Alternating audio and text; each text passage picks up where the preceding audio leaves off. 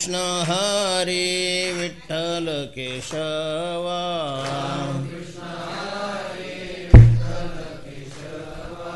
राम कृष्ण हरे विठ्ठल केशवा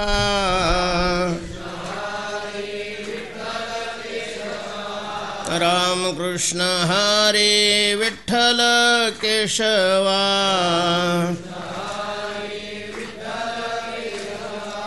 राम कृष्ण हरे विठ्ठल केशवा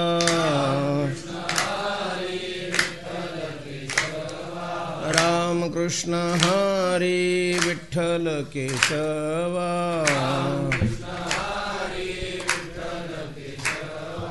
पुंडलीक वरदा हरे विठ्ठल श्री ज्ञानदेव ज्ञानेश्वर महाराज।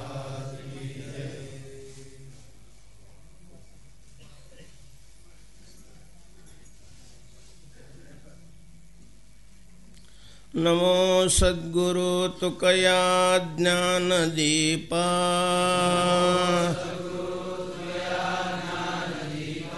नमो सद्गुरु सच्चिदानंद रूपा नमो सद्गुरु भक्त कल्याण मूर्ति नमो सद्गुरु भास्करा पूर्ण कीर्ति मनुष्याकृति राघवे ख्याति केली शिळा शिखरे सागरी तारियेली तुका स्वामी हा पूर्ण ब्रह्मा प्रकाशी जळी रक्षिले निर्जीवा कागदासी महाराज हा जन्मला मृत्युलोकी तुझे उपमाना ढळे इहलोकी भवसिंधुसी बांधिला से तुझेने अनाथा दिना कारणे तुकयाने तुका भासला मानवी वेशधारी परिहालिला विग्रही निर्विकारी स्वये श्री हरि व्यापको सर्वजीवा तुका तोचितो हा परब्रह्म ठेवा जया पूजिले आदरे पांडुरंगे विमानस्थ केले प्रयाण प्रसंगे हनुमानवी दिव्य रूपीच केली न त्यागी तिये दिव्य लोकाशी नेली कुंडलीक वरदा हरे विठ्ठल श्री ज्ञानदेव श्रीमंत श्री जगद्गुरु तुकाराम लागलिया मुखस्तना घाली पान्हा माऊली उभयता आवडी लाड कोडे कोड पुरतसे मेळविता अंगे अंग प्रेम रंग वाढतो तुका म्हणे जड भारी अवघे श्री जननीचे उभयता आवडी लाड कोडे कोड पुरतसे। श्रीमंत श्री जगद्गुरु तुकोबाराय या अभंगातून बालक आणि माता जननी आणि पुत्र आई आणि मुलाचा संबंध सांगतात, दाखवतात. तसा थोडासा हा अभंग जरा गोड वाटतो, विचित्र वाटतो, अर्थाच्या दृष्टीनं नाही.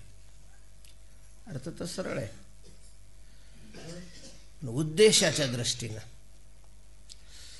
कारण तुकोबारांच्या गाथ्यामध्ये जे अभंग आहेत, त्या अभंगामध्ये चरण आहेत, त्या चरणामध्ये जे शब्द आहेत, शब्दामध्ये जी अक्षर आहेत, ही सगळी साक्षात किंवा परंपरेनं भगवंताशी संबंधित आहेत. तुकोबारायांनी स्वतःच असं म्हटलेलं आहे की केली अटाअटी अक्षराची देवासाठी. मी जी ही अटाअटी खटाटो प्रयत्न अक्षराचा केला, अभंगाचा नाही म्हटलेलं. अक्षराचा शब्द बनतो, शब्दाचं चरण तयार होतं आणि चरणाचा अभंग म्हणतो. तर या माझ्या कृतीतील प्रत्येक अक्षर हे मी देवाकरता नियोजित केलेलं आहे. तुकोबारायांची वाणी ही पतिव्रत आहे. आमच्या वेश्या असतात,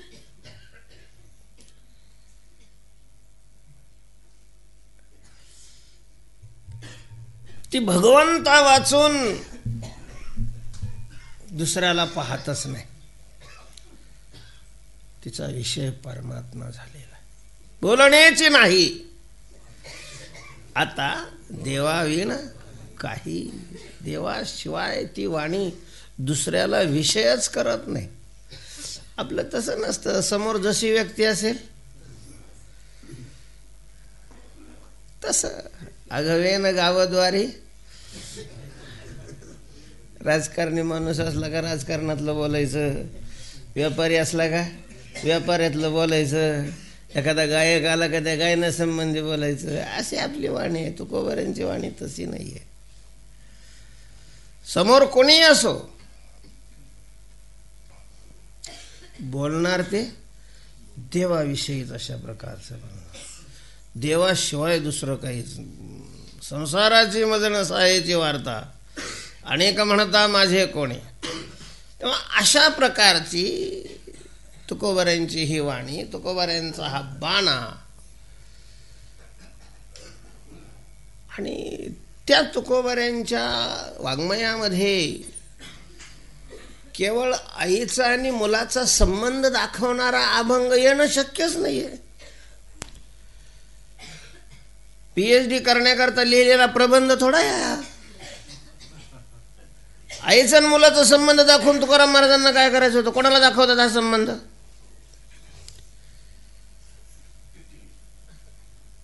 कारण त्याच्यात दृष्टांत आहे, तर सिद्धांत नाही. सिद्धांत असेल तर त्याला दृष्टांत म्हणता येईल ना, नाही तर तोच सिद्धांत राहतो. पूर्ण अभंग आपण पाहिलं तर नुसतं संबंध दाखवलेला आहे. लागले या मुखस्थाना घाले पाना माऊली. मुलाचं मुख स्तनाला लागल्याबरोबर आई पाना घालते.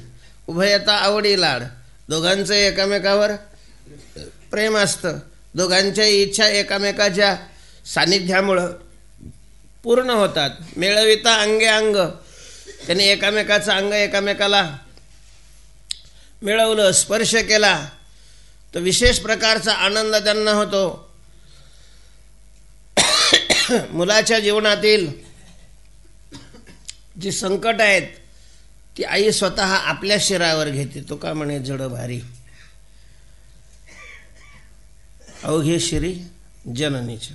काही संबंध कशा करतात लिहिला असं हा अभंग. आईचा आणि मुलाचा संबंध दाखवला, पण तो कशा करता दाखवला एक भाग. प्रकरणपर ग्रंथामध्ये हा अभंग उपदेशपर प्रकरणात लावलेला आहे. ज्याने प्रकरणपर अभंगाची निवड केलेली आहे त्यांनी. आता हा उपदेश आहे. मग कोणाला उपदेश आहे हा? कारण ज्याला सांगितलेलं आहे त्याला नाही, त्याचं नावच नाही आहे. तुकाराम महाराज गाथ्यामध्ये बोलतात ते तिघाशी बोलताना दिसतात. कधी तुकोबाराय लोकाशी बोलतात, बोलण्याचा विषय देव, पण ज्यांच्याशी बोलायचं ते घटक तिघ आहेत. कधी लोकाशी बोलतात, ऐके रे जना सांगतो तुम्हाशी, लोकाशी बोलतात. बहुतेक अभंगात देवाशी बोलतात. कथ्यात जास्त अभंग असे सापडतील तुम्हाला की ज्या अभंगात तुकोबाराय कोणाशी बोललेले आहेत, देवाशी बोललेले आहेत. मग ते मागत असो, करुणा भाकत असो, वर्णन करत असो, नाही तर भांडत असो. भांडणं बऱ्याच अभंगात तुकोबारायांनी केलेले आहेत, पण देवाशी. आणि काही अभंगात तुकाराम महाराज स्वतःशी बोललेले आहेत, म्हणजे मनाशी बोललेले आहेत. म्हणजे कुठं जनाशी, कुठं मनाशी आणि कुठं नारायणाशी. या अभंगात कोणाशी संवाद साधलेला आहे? आईचा आणि मुलाचा संबंध प्रकर्षाने जो दाखवलेला आहे तो नेमका कोणाला दाखवलाय? लोकांना दाखवलाय, मनाला दाखवलाय, किंवा देवाला दाखवलेला आहे? आणि तो का दाखवला असेल? त्याचा उद्देश काय आहे? या अभंगाचा उद्देश काय असावा? थोडंसं संशयात अशा प्रकारचा आहे.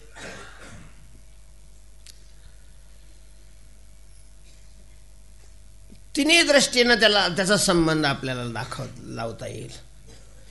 देवाशी उद्देशून हा अभंग लिहिलेला आहे असंही दाखवता येईल. मनाशी उद्देशून हा अभंग लिहिलेला आहे असंही दाखवता येईल. आणि लोकाशी उद्देशून लिहिलेला आहे असंही दाखवता येईल. तुकोबारायांचे अभंग आहेत, भगवंताला विषय करणारे ते अभंग असल्यामुळं भगवंताचं समोरचा माणूस जसा असेल तशा प्रकारचं रूप पालटण्याचं सामर्थ्य त्या अभंगामध्ये आहे. अभंग हे अर्थाचे वेगवेगळे रूप काय करतात? धारण करतात. भगवान परमात्मा त्या कंसाच्या सभेमध्ये, रंग सभेमध्ये गेले होते. त्यावेळेला त्या ठिकाणी उपस्थित असलेल्याने भगवान श्रीकृष्णाकडे पाहिलं. सगळ्यांना सारखा नाही दिसला तो. ज्याने ज्या नजरेतून पाहिलं त्यांना तसा दिसला. त्या ठिकाणी ज्या तरुण स्त्रिया होत्या त्यांना साक्षात कामदेव दिसला. महाराज मूर्छित पडल्या त्या की साक्षात मदन आहे, मदन कामदेव आहे. तिथं जी वृद्ध होती मंडळी त्यांना बालक दिसला. जे योद्धे होते त्यांना योद्धा वाटला. आणि कंसाने ज्या वेळेला पाहिलं त्यावेळेला त्याला साक्षात काळ यम दिसला, हलगोटावर बसून आलेला. अभंगाची वेगवेगळ्या दृष्टीनं जर अभंगाकडे पाहिलं तर वेगवेगळे काय निघतात? अर्थभाव अशा प्रकारचे निघतात. तेव्हा हा अभंग आपण ठरवू देवाला उद्देशून लिहिलेला असेल असं जर ठरवून आपण अर्थ केला तर उद्देश, त्याच्यातून भाव काय निघतो? देवाला उद्देशून, देवाला आईचा आणि मुलाचा काय दाखवलाय? संबंध दाखवलेला आहे असं जर म्हटलं तर देवाला देवाला माहिती नाही का आईचा आणि मुलाचा काय संबंध असतो? तो तुकाराम महाराजांनी सांगितल्यावर मग देवाला कळणार आहे. बरंच तो जर देव आहे तर त्याला सांगायची गरज नाही. आणि सांगावं लागत असेल तर तो काय नाही? देवच नाही. मग त्याला दुसऱ्यांनी सांगावं लागत असेल, दुसऱ्यांनी सांगितल्यानंतर त्याला कळत असेल तर मग तो देवच नाहीये. नुसते आपले आडनावाचे पाटील लावलेले आहे फक्त. जसं आता मराठी लोक पाटील लावतात तसे. कायचे पाटील? इतक्या एका गावात सगळेच पाटील राहते होय. ते पाटील नसतातच आपला आता चाललं पाटील तर पाटील. आपल्या तरी काय बापात चाललं? पाटील शब्दाचा अर्थ गावाचा मुख्य, गावाचा महसूल, गावाचं ग्रह खातं ज्याच्याकडे आहे. पूर्वी कुलकर्णी आणि पाटील यांच्याच ह्याच्यात ते गाव असायचं, त्याला पाटील. मग आता तो पाटील म्हटल्यानंतर त्याच्याकडे सत्ताही असायची. गडीवर घर, घोडं सोडून दिलं तर कोणाच्या शेतात गेलं तर कोणी आलायचं नाही. मोठेपणाचं एक द्योतक होतं ते. आता काय ते पाटील राहिले, काही संबंध नाही. पण चला बरं आहे. तसा जर त्याला सांगावं लागत असेल तर मग तो काय नाही, देव नाही आहे, म्हणजे असं आपला आडनावाचा देव आहे.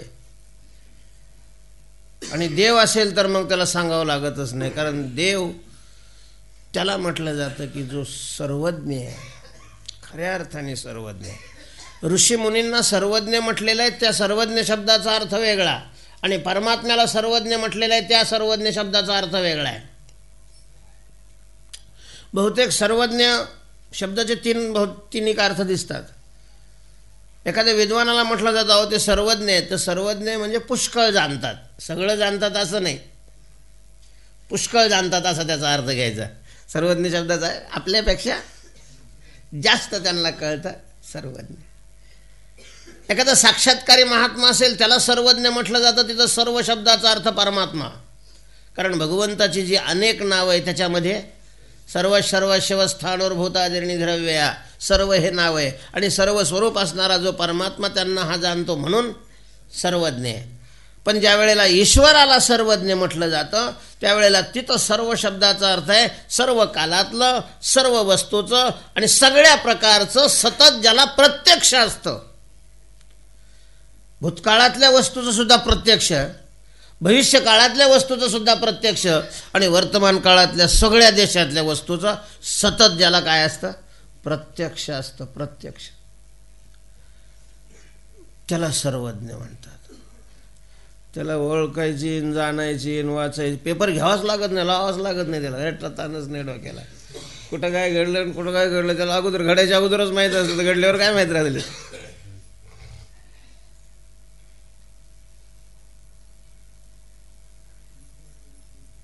न सांगता तुम्हा कळो येथे अंतर, जाणे जीवीचे सकळ नारायण. देवाला सांगायची काय गरज आहे आईचा आणि मुलाचा संबंध काय असतो म्हणून? त्याला कळण्याकरता सांगायचंय असं नाही, कळण्याकरता सांगितलं जातं हे खरं आहे, पण कळण्याकरताच सांगितलं जातं असं नाही ना. ज्या वेळेला सांगितलं जातं एखाद्या माणसाला एखादी गोष्ट, त्यावेळेला ती त्याला माहीतच नसते म्हणून सांगितली जाते असं नाही. मग कशा करता बरीच कारणं असतात, बरेच उद्देश असतात बोलण्याची. त्याला नवीन नवीन कळावं असं असतं असं काही नाही आहे. मग कधी कधी त्याच्या त्याच्या कर्तव्याची आठवण करून देण्याकरता, मोठी माणसं आहे ना त्यांना असं स्पष्ट नाही सांगता येत, काही मर्यादा असतात. मग त्याला असं दृष्टांताने इकडून तिकडून पर्यायाने सांगावं लागतं. परवा एक मी गोष्ट वाचली होती, एका राजाने राजधानीमधले सगळे म्हातारे माणसं जमा केले. तरुण होता राजा, आणि मग त्यांना विचारलं की वा तुम्ही माझ्या आजोबाचं राज्य पाहिलंय, माझ्या वडिलांचंही राज्य पाहिलेलं आहे, आणि आता माझंही तुम्ही पाहता, तिघांचे राज्य आहे. कसं वाटतं तुम्हाला, कोणाचं श्रेष्ठ आहे असं वाटतं? आमच्या आजोबाचा राज्यकाल श्रेष्ठ होता, आमच्या वडिलाचा राज्यकाल श्रेष्ठ होता का? माझा राज्यकाल श्रेष्ठ आहे. बरं, सत्ता ज्यांच्याकडे असते, संपत्ती ज्याच्याकडे असते, विद्वत्ता ज्याच्याकडे असते, त्याच्या जवळच्या माणसाला त्याचंच तुणतुणं वाजवावं लागतं. त्याच्या जवळ जर राहायचं असेल तर तिथं दुसऱ्याचं तुणतुणं नाही चालत, तिथं त्याचंच तुणतुणं. वा, तुमचा कार्यक्रम सगळ्यापेक्षा चांगला. पण तो बेसुरात का असत नाही, तो पडलेला का असत नाही, कसा का असते, त्याचंच तुणतुणं का वाजवावं लागतं. मी नेहमी सांगत असतो, बरेच वेळेला इथंही सांगितलंय, कृपया हात जोडून ज्या वेळेला दुसऱ्या एखाद्या कीर्तनकारापुढं बसाल त्यावेळेला दुसऱ्या कीर्तनकाराचं तिथं नाही वर्णन करायचं. काय खरं नाही, बरं झालं म्हणायचं, लय जरी विचारलं त्यांनी कसं काय झालं कारण त्याला ती सवय लागलेली असते स्वतःची स्तुती ऐकून घेण्याची. आपल्यापेक्षा कोणी श्रेष्ठ आहे असं ऐकण्याचीच त्याला सवय लागली. महाराज, वास्तवतेला ग्रहण करणं इतकं सोपं नाहीये. फार मोठं अंतःकरण लागतं वास्तवतेचा स्वीकार करण्याकरता. तेव्हा मोठ्या माणसाला मग त्याचंच तुणतुणं वाजवावं लागतं त्याच्यात. आता हा तर राजा म्हटल्यानंतर दोन्ही गोष्टी आल्या, संपत्तीही आली आणि सत्ताही आली. तर तो राजा म्हणजे भीक मागून झालेला राजा नाही, हुकुमशाहीतला राजा. आणि पुन्हा तरुण, कारण तारुण्याचा आणि मूर्खपणाचा फार जवळचा संबंध राहतो. तरुण माणसं मूर्ख नसतील तर आश्चर्य. ते वयाचं असतं. ते राजा आहे, श्रीमंत आहे, तरुण आहे, आणि तो विचारतोय कोणाचा. त्याचं सांगू तुझ्या बापाचं, तर म्हणलं तर मग जा बापाजवळ, अरे पंचायत. तो विचारतोय कोणाचा राज्यकाल कोणाचा चांगला होता. बाकीचे तर सगळे गप्पच बसले. हुशार म्हातार होतं मास्तर सारखं. ते म्हणे राजसाहेब आम्ही वेडी माणसं, आम्हाला काय कळतं हे राज्यकाल कसा आहे, चांगला आहे का वाईट आहे, त्याच्यात काय गुण आहेत आणि काय दोष आहेत, इतक्या मापकाचं आम्हाला ज्ञान आहे, अडाणी माणसं आहे आम्ही. पण तुम्हाला एक दृष्टांत सांगतो. ज्या वेळेला तुमच्या आजोबाचा राज्यकाल होता त्यावेळेला मी तरुण होतो. मस्त कुस्त्या करायच्या, जोर दांडपट्टा खेळायचा, मस्तपैकी खुराक खायचा आणि फिरायचं, एवढंच काम होतं. माझ्यावर कसलीच जबाबदारी नव्हती, काही नव्हती. त्यावेळेसची एक घटना आहे. मी संध्याकाळी असा गावाच्या बाहेर थोड्या जंगलातून फिरत होतो, तर एका स्त्रीचा रडण्याचा आवाज मला आला. काठी घेऊन मी त्या बाजूला धावलो, तर एक स्त्री रडत होती. मला पाहिल्यावरती अतिशय घाबरली. मी तिला विचारलं की बाई घाबरू नकोस, मला तू भाऊ समज, काय आपत्ती आलेली आहे तुझ्यावर, काय संकट आलेलं आहे, का रडतेस तो. मग तिनं सांगितलं की माझ्या सासरची मंडळी मला घेऊन घरी चाललेली होती. अचानक डाकूने आम्हाला घेराव घातला. माझ्या सासरच्या मंडळीचं आणि त्यांची गुदागुद्दी सुरू झाली. तेवढ्याच संधी पाहून मी पळून इकडं आलेले आहे. पण काय जाणू त्यांचं काय केलं कोणास ठाऊक आहे. आता कदाचित त्यांना मारून जर ते माझ्याकडे आले तर काय करतील, म्हणून मी काय करते, रडते. मग मी विचारलं की कुठलं आहे तुझं सासर. तिनं जे गावाचं नाव सांगितलं ते माझ्या परिचयाचं गाव होतं. आणि ज्या वेळेला सासऱ्याचं नाव सांगितलं तर तो परिचयाचा होता. तिनं सांगितलं तू काळजी करू नकोस, मी तुला तुझ्या सासऱ्याच्या घरी नेऊन पोहोचवतो. आणि मग मी तिला तिच्या सासऱ्याच्या घरी ज्या वेळेला नेलं त्यावेळेला घरची माणसं सगळी काळजी करत होती. त्यांनी सांगितलं चोराने आम्हाला घेरलं आणि आम्ही चोराशी भिडलो. चोरांना तर आम्ही मारून पेटळून लावलं, पण तेवढ्यात ती कुठं गेली, का तिला चोरांनी धरून नेलं, का काय केलं, तिच्या अंगावर दागिने होते का मारतात तिला का काय करतात, अशी ती सगळी घाबरलेली होती. ज्यावेळेला हिला पाहिलं त्यावेळेला सगळ्यांना आनंद झाला. त्यांनी मला बक्षीसही देऊ इच्छिलं, मी नाही घेतलं. म्हटले माझं कर्तव्य मी केलेलं आहे, याच्यात बक्षीस घेण्याचा काय संबंध आहे. आणि तशा प्रकारची सेवा माझ्याकडून घडल्यामुळं मला खूप काय झाला, आनंद झाला होता. तुमच्या आजोबाच्या राज्यकालातली गोष्ट, त्या गोष्टीला मी विसरलो नाही. आजोबाचं राज्य संपलं, वडिलाचं राज्य सुरू झालं. पण मग नंतर मला वाटायला लागलं की मी चूक केली. ते लोक आपल्याला काय देत होते, बक्षीस देत होते, 10-15 हजार रुपये देत होते. त्यावेळेला जर ते पैसे घेतले असते, धंदा टाकला असता, तर आज किती काही आपलं व्यवस्थित चाललं असतं. मूर्खपणा केला. बापाच्या राज्यकालात मला असं वाटत होतं. आता बापाचा राज्यकाल संपला आणि तुमचा राज्यकाल सुरू झालेला आहे. आता तर मला असं वाटतं की मी महामूर्खपणा केला. ती बाई एकटी होती, जंगलात होती, माझ्यात ताकद होती. 2 मुस्काडीत लावले असते तर ती गपचीप बसली असती. तिच्या अंगावर दागिने होते, दागिने झाले असते आणि ती आपल्याला झाली असते, काहीच कटकट राहिली नसते. असं मला आता वाटतंय. कसा चाललाय काल तुम्ही पहा. महाराज म्हातारं गप्प बसलं, गप्प गोष्ट सांगून. गोष्ट सांगितली त्यानं. या गोष्टीच्या माध्यमातून राज्यकाल कोणाचा कसा चालत होता ते सांगितलं. आजोबाचा राज्यकाल होता त्यावेळेला मानसिक वृत्ती सगळ्यांची अशी होती. आणि तुमचा काल चालू आहे त्यावेळेला मानसिक वृत्ती कशी आहे, राज्य कसं चालतं हे तुमची तुम्ही पहा. मोठ्या माणसाची मोठ्याजवळ सांगायचे काय असते, चलाखी असते. आईचा आणि मुलाचा संबंध कसा असतो हे देवाला माहीत नाही म्हणून तुकोबाराय सांगतात असं नाही. पण तुकाराम महाराजांना या सांगण्यातून हे सांगायचंय की देवा, आईचा आणि मुलाचा जो संबंध आहे तोच पतिपत्नीचा संबंध असतो, तोच स्वामीचा आणि सेवकाचा संबंध असतो, तोच गुरुचा आणि शिष्याचा संबंध असतो, तोच देव आणि भक्ताचा संबंध असतो. आईचा आणि मुलाचा जो संबंध आहे तो देव भक्ताचा संबंध आहे. देव माता आहे आणि भक्त मूल आहे. तू गाय आहेस, मी वत्स आहे. तू हरणी आहेस, मी पाडस. अशा प्रकारचं आहे. तू माता आहेस.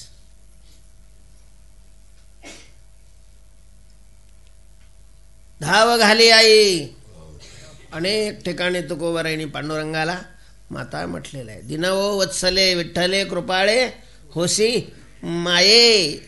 विठ्ठले कृपाळे होसी माये. तू मायेस, आई आहेस. आम्ही तुझी अबोध, नेणती, अज्ञानी, लहान अशा प्रकारची बालकं आहोत. बालक आहोत. तू आई आहेस. आणि मग आईचा आणि मुलाचा संबंध कसा असतो तुम्हाला सांगू का देवा? कसा असतो याचा अर्थ आहे तुम्ही कसा संबंध आमच्याशी ठेवावा, तुम्ही कसं वागावं. घरदार सोडून आम्ही इथं पंढरपूरला, आमचे बाप आहे का इथं? घरं घेतलेले आहे आम्ही, जमीन आहे, धंदे चालू आहे आमच्या इथं. सगळ्याचा त्याग करून आम्ही इथं राहिलो. आमच्या आईकडं, आईजवळ राहावं म्हणून आम्ही राहिलोय. जाईन गे माये त्या पंढरपुरा भेटे ना माहेरा. माहेर म्हणजे आई बाप. काहीच वाटत नाही तुम्हाला? खुशाल कमरेवर हात ठेवता आणि एखादा चांगल्या गाडीत आला का त्याला 10-10 मिनिटं दर्शन देता, नाही का? लाज वाटत तुम्हाला? काहीच वाटत नाही तुम्हाला? आम्ही असलो की चला चातुर्मासे चला.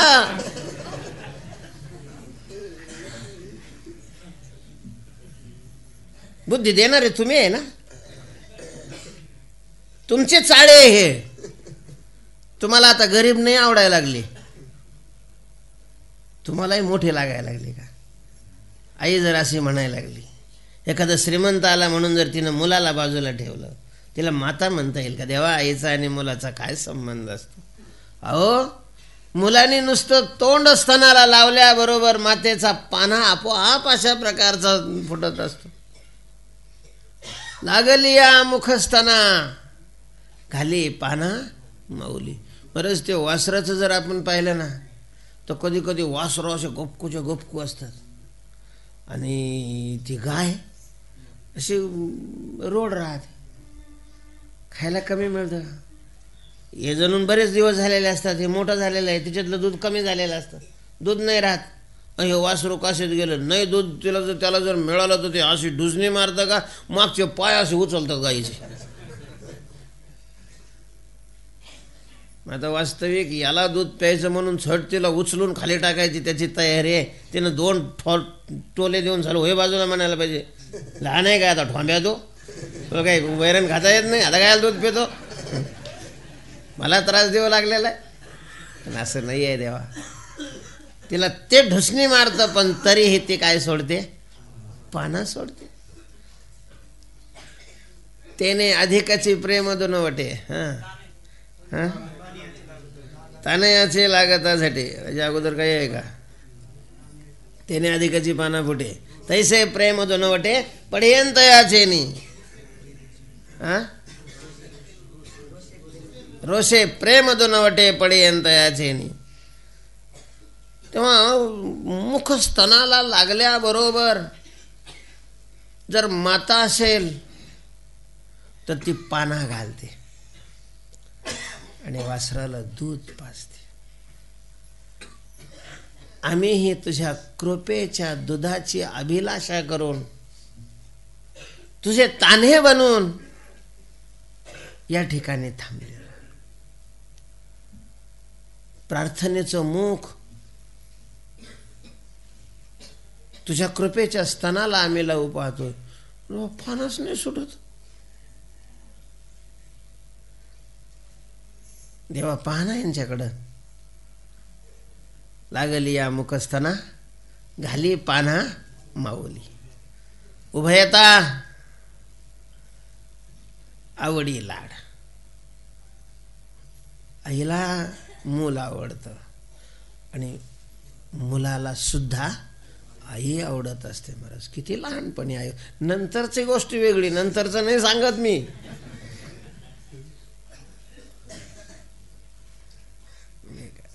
ती आल्यावरचा नाही चाललेला प्रसंग हा मूल असतानाचा प्रसंग आहे.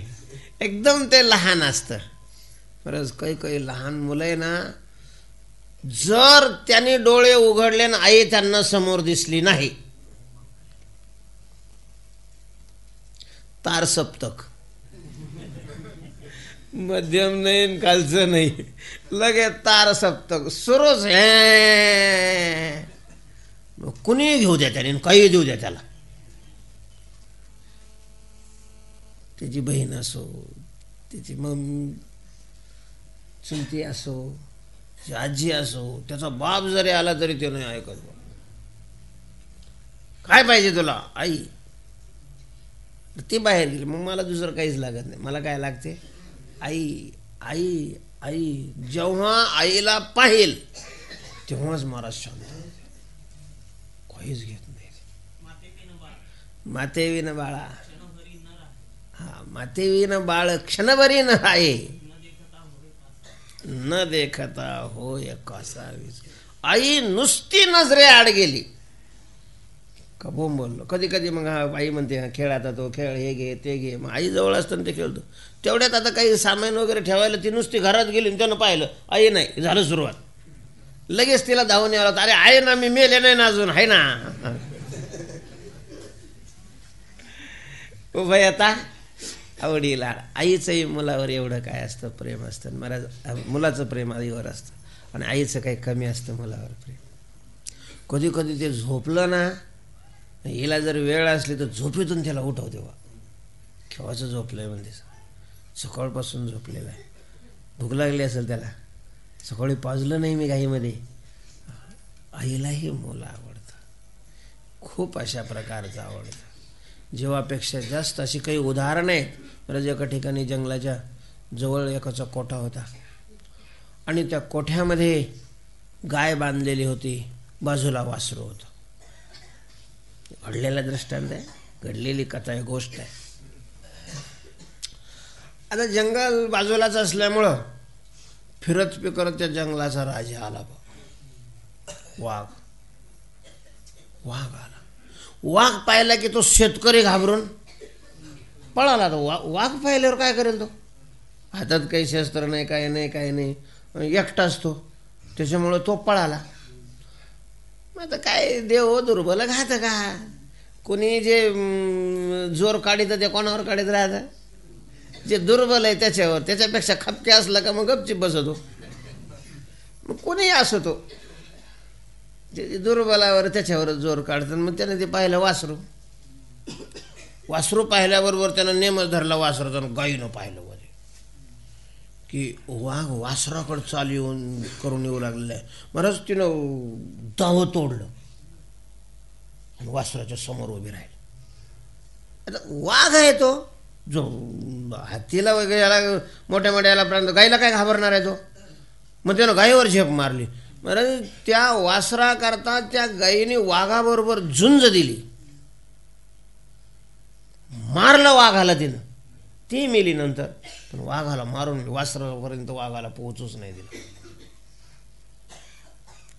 एवढं आईचं मुलावर काय असतं? प्रेम असतं. देवा, हे गोष्ट नाही सांगू राहिलो तुम्हाला, हे घडलेलं पेपरमध्ये तुम्ही वाचलेलंच असेल. याची तुम्हाला आठवण करून देऊ लागेल की जसं मुलाला आई खूप आवडते तसंच आईलाही मूल खूप आवडत असतं. किती आवडतो महाराज, आवडीचा विषय शब्दाने वर्णन नाही करता येत. प्रेम नये सांगता बोलता दाविता अनुभवे चित्ता चित्त जाणे. हा विषय अनुभवाचा आहे, बोलण्याचा नाही आहे. किती आवडतो आईला मूल, एखाद्याचं मूल गेलं मग कुणी कृपा करतात, जाऊ द्या भाई काही रडू नका, हे 1,00,000 रुपये तुम्हाला देतात. 1,00,000 रुपयाने तिचं दुःख दूर होत असतं. कर्तव्य म्हणून तिला पुढं कामाला यावं म्हणून देणं तो भाग वेगळा, त्यानं दुःख थोडंच दूर होतं. उभयता आवडी लाड, परस्परावर आवड असते, परस्पर एकामेकाचा लाड अशा प्रकारचा करतात. आणि कोडे कोड पुरत असे, दोघांचंही कोड इच्छा, दोघांच्या इच्छा एकमेकामुळं काय होतात, पूर्ण होतात.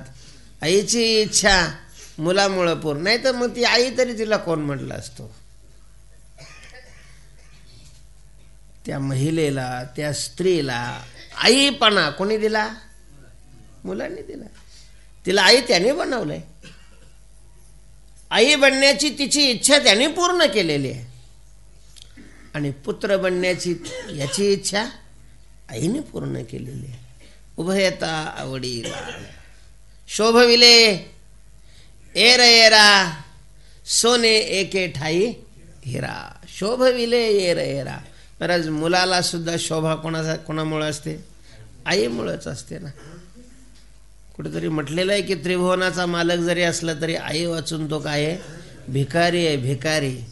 वनवासी लोक ज्याच्याला आई नाही आहे, ज्याची आई गेलेली आहे त्याला काय म्हणतात, वनवासी म्हणतात. वनवासी लेकरू म्हटलं जातं. वनवासी वनात राहतो, घरात बंगल्यात असतं ना, पण तरीही त्याला काय म्हटलं जातं, हा स्वामी तिन्ही जगाचा आई विना भिकार. वनवासी म्हटलं जातं त्याला. वनवासी आहे पोरगा, का आई नाही. गरीब जरी आई असली तरी त्या पोराला वनवासी नाही म्हणत. अडाणी जरी आई असली तरी त्या पोराला वनवासी नाही म्हटलं जात. रोगग्रस्त जरी आई असली तरी त्याला वनवासी नाही म्हटलं जात.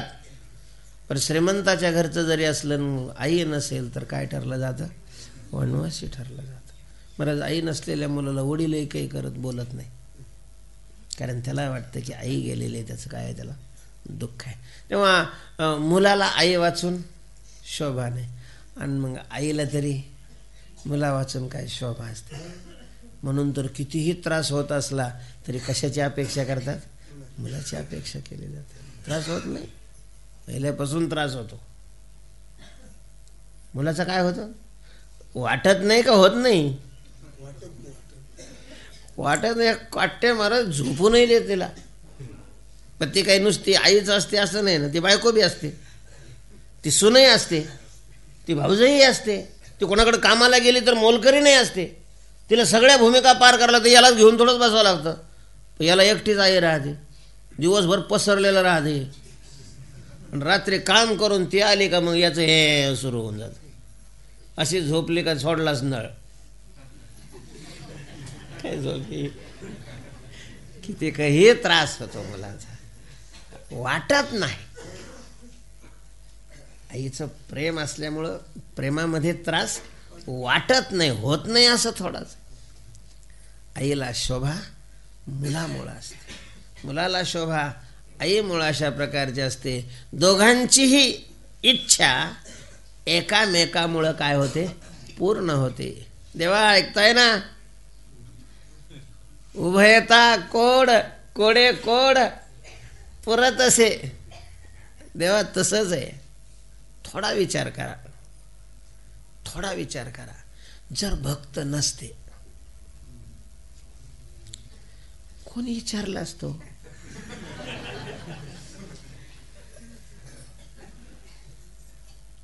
जर भक्त नसते कोण विचारेल बरं. आता मोठ्या माणसाविषयी असं बोलू नाही म्हणा, कोण विचारेल. लगेच सकाळी लगेच नाही उठायला, लोण्याचा गोळा. कोणामुळे, भक्तामुळेच आहे ना. काय दागिने महाराज, त्याला बी माहिती नाही किती दागिने. आम्हाला मधुकरीला फडकं नाही, याचे कोठार भरलेले सगळे दागिन्यांनी. पण मग काही थोडेफार तरी कृतज्ञता असावी का नाही. महाराष्ट्राच्या गावागावात जाऊन आम्ही सांगतो, पंढरीशी जा रे. तेव्हा लाखाने लोक कुठंच मात नाही, इतके येते. मग काही थोडंफार महाराज, एखादा मिस्त्री त्या मालकाला दुकानदाराकडे घेऊन गेला तर दुकानदार आतून त्याला देतो. आज अशी परिस्थिती आहे, एखाद्या दुकानात जर एखादं गिराईक नेलं तर त्याला का कमी शेण खा, जास्त शेण का, पण काही ना काही ते देतो. याला काही वाटतच नाही महाराज. ह्यो गेला होता का लोकांकडे सांगायला, विदर्भात आणि इकडं खानदेशात आणि इकडं मराठवाड्यात, माझ्याकडे या म्हणून. हे काम कोणी केलं? भक्तांनीच केलं ना हो. मग काही थोडेफार तरी, जशा तुझ्या इच्छा आम्ही पूर्ण केलं. एकट्याला करमत नव्हतं, एकटंच होतं पहिलं, कोणीच नव्हतं त्याला, एकटंच होतं. एकटं, बायको नाही, पोरं नाही, काही नाही, काही नाही. असं नाराज होऊन थोबड एवढं एवढं करून बसायचं. एकाकी न रमते एकले न खंटेसी. म्हणून जग निर्माण केलं. जग निर्माण केलं तरी याच्याकडं कोण पाहायला रिकामं होतं. पहिल्यांदा हे दुसरे शरीर तयार केले, एक एक केली, जळचरे, भूचरे, खेचरे. याला कोणीच पाहायला गेलं. पुन्हा एकटाच म्हणजे एवढं निर्माण करून एकटाच. म्हणून मग मनुष्य योनी तयार केली, माणसं निर्माण केली. माणसं निर्माण केली तरी ती तरी कुठं याच्याकडं कोण पाहायला रिकामं होतं. लोक ज्याच्या त्याच्यातच काय होते, गुंग होते. देवधर्म सांधी पडिले सकळ, विषय गोंधळ गाजत असे. कोण आहे? पुन्हा नाराजच, पहिल्यापेक्षा मग जास्त नाराज. कोणी नसलंच, ज्याला पोरच नाही त्याला कोणी आपल्याला विचारित नाही म्हणून थोडाफार दुःखी असतो. पण इतका दुःखी असतो का ज्याला पोरं असून विचारित नाही त्याच्या इतका? बस, तर तुम्हाला तुमचा काय अनुभव आहे? ज्याला नाहीच आहे तर नाहीच आहे, त्याच्यामुळे त्याचं काहीच वाटत नाही. पण ज्याला हाय आणि ज्याला विचारित नाही, बरंच ती जास्त नाराज राहते. असं एकांतात त्याला म्हाताऱ्याला विचारावं. लोकात नाही, लोक तो फुगीरपणा करून सांगितलं होतं. एकांतात विचारा, बाबा पोर 4 आहे पण तू 4, सकाळी 1 चहाचा कप दे. कोणाकोणाचं लुबाडलं नाही यांच्याकरता, काय काय केलं नाही याने पोरा करता. चहाच्या कपाला महाग होतो बा, महाग होतो. अक्षरशः भिकाऱ्यासारखं म्हणाला ते, अरे द्याना रे, द्याना एखादा कप. म्हणजे असलेल्याने जर नाही पाहिलं तर तसंच झालं होतं याचं बी. कुणीच बघायला गेलं. दया आली महाराज आमच्या संतांना. आणि मग त्यांनी आपल्या संसाराची राख केली आणि याचा वाढवला. जाळूनी संसार बैसवलो अंगणी. गावोगाव गेले, चला फार उदार आहे, फार कृपाळू आहे. कायचं उदाहरण काय? बरं जाऊ द्या. पण मग तेव्हा मग काहीतरी थोडंफार तरी, जशी मुलांनी आईची इच्छा पूर्ण केली तर मग आईने मुलाची काय करावी? इच्छा पूर्ण करावी का नाही? दोघांचं एकामेकामुळेच तर इच्छा पूर्ण होते. कोडे कोड पुरत असे. चला जाऊ द्या.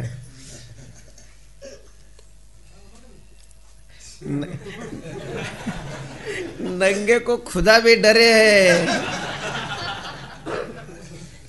मेळविता अंगे अंग. सांगायला मी काही गुपचूप थोडंच बोलू राहिलो, स्पीकरवर बोलू राहिलो.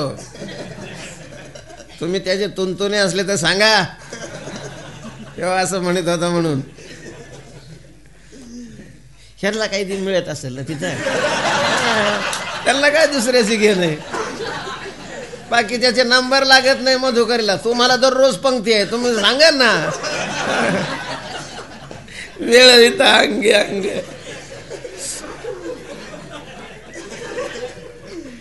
प्रेमरंग वाढत.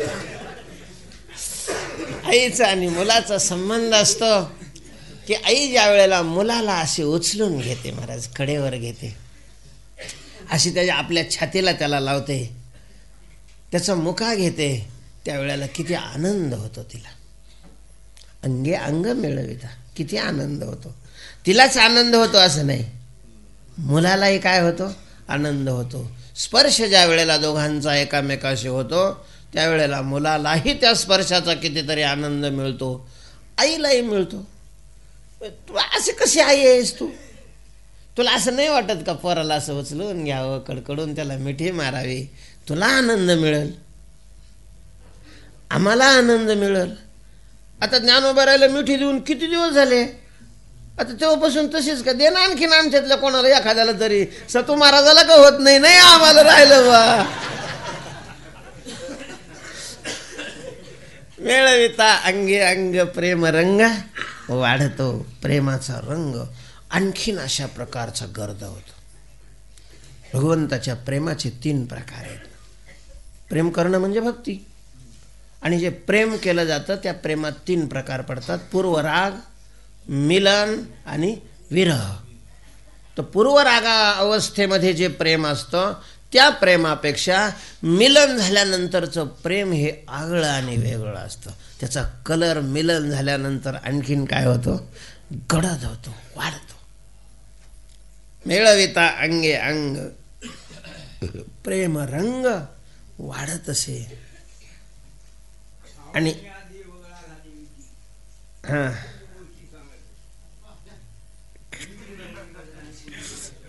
तुका म्हणे जड भारी अवघे श्री जननीये. तुकोबाराय म्हणतात की त्या मुलाचं जड भारी, त्या मुलावर येणारी दुस्साही अशा प्रकारची संकट, आपत्त्या. जड भारी शब्दाचा अर्थ मोठं संकट. पडता जड भारी दासी आठवावा हरी, मग तो होऊन दिसेन आड घाली सुदर्शन. तर पडता जडभारी, जडभारी म्हणजे मोठं संकट. सर्वसामान्य डास चावला हे जडभारी नाही. डास ताण होत नाही असं नाही, डास चावल्यावर ताण माशाने झोपू देत माणसाला दुपारा, पण ते काय नाही, जडभारी नाही. महाराज अशी लहान लहान संकटातून सुद्धा मुलाला कोण सोडवते, आईच सोडवते. माशा बसत असेल तर त्याच्या अंगावरच्या माशा हाणते, कारण त्याला हाणता येत नाही ना, ते लहान असतं. नाही तर मग त्याच्या अंगावर पांघरून ते बाळूतं वगैरे असतं ते अंगावर टाकते, कापड टाकते. नाहीतर मच्छरदाणी लावेल की मुलाला माशा चावू नये. पण ते जडभारी नाही आहे. जडभारी या शब्दाचा अर्थ असाध्य अशा प्रकारचं जे संकट आहे, ज्या संकटाचं जर निवारण नाही झालं तर ते त्याला मृत्यूही देऊ शकतं. अशा प्रकारचं जे संकट आहे त्याला काय म्हणतात, जडभारी संकट. कॅन्सर झाला, काय झाला, एखादं डाकू हातात शस्त्र घेऊन उभा राहिला, अशा प्रकारचे जे संकट याला जडभारी संकट म्हणतात. मोठं संकट अशा प्रकारचे म्हणतात.